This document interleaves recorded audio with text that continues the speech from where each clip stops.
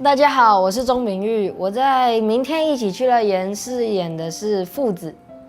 父子他有一个妹妹，然后他妈妈在自助餐店工作，然后爸爸是一个很厉害的英雄，就是在执行任务，所以都没有再跟我们住在一起。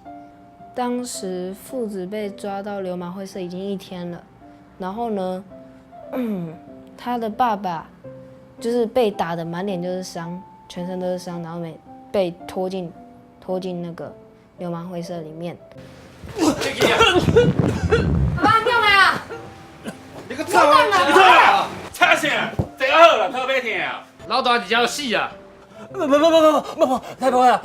然后呢，他爸就说，要把父子卖掉。然后呢，父子就是不相信爸爸会这么做。买婚呐！唔好啦，阿爸唔好啦！真正啊！你小空的死咯！买婚呐！哦，对对，治疗。啊，若讲你袂惊拄笑的，你是头第一个呢。太无通讲啊！难唱的他来哦，还有一摊毛哦，放到当电影下哦。像假使因为买唔会查，那冇人买婚呐！哦，没买婚呐！我妈妈跟我讲一件事，让我非常伤心。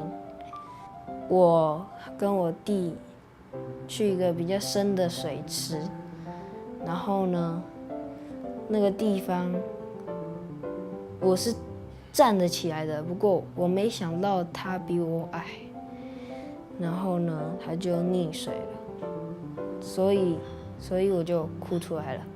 你要这样哟，你要这样来头飞的。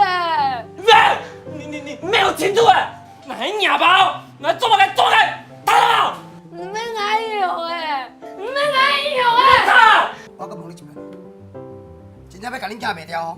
袂啊，做对老太婆的前饭好吃，慢开就买啊，好，慢开就买。难啦！那是我第一场哭戏，然后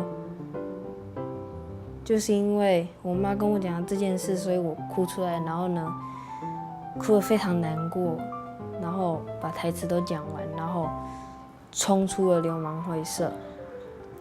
大家好，我是钟明玉，我在《明天一起去乐园》饰演的是父子。